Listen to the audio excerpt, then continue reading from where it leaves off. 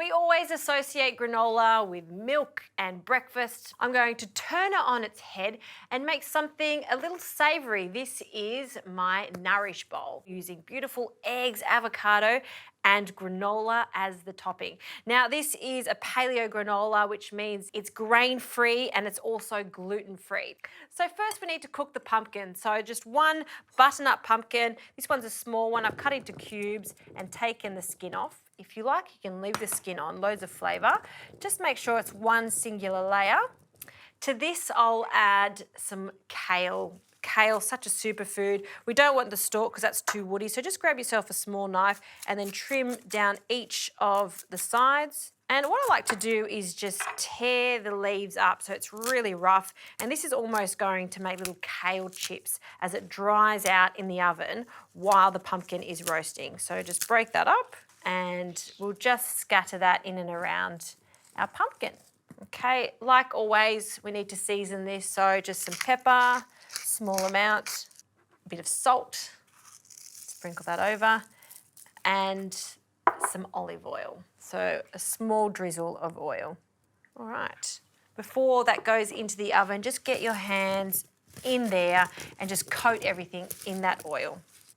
And that's going to go into the oven about 180 degrees for about 15 to 20 minutes or until that pumpkin is tender. Right, while that's cooking in the oven, let's make a creamy sauce without the cream. And the trick to this is cashew nuts. These are cashew nuts that haven't been roasted or salted. I've placed them in some water overnight so they go really soft. I'm going to place them into a jug and just reserve that water. Don't throw it out straight away because we might need some if it's too thick. So in with the cashew nuts.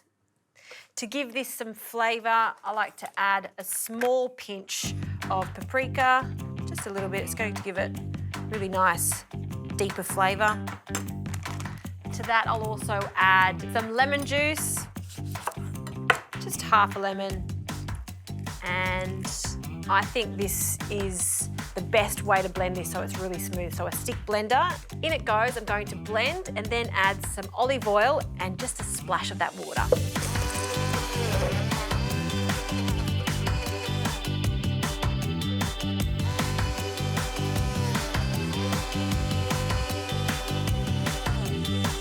Look how creamy that looks. This is ready to go.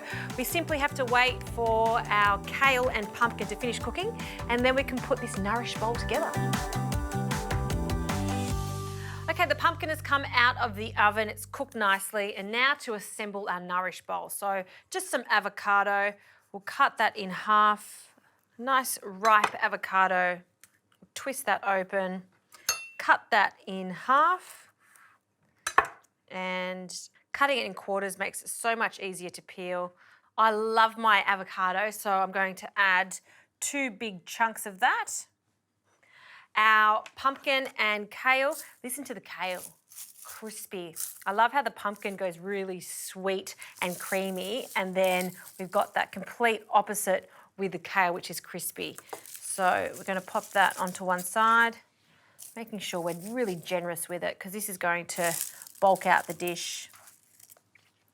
Some tomatoes, just some cherry tomatoes. I'll cut them in half, straight down the centre. Look how pretty they are.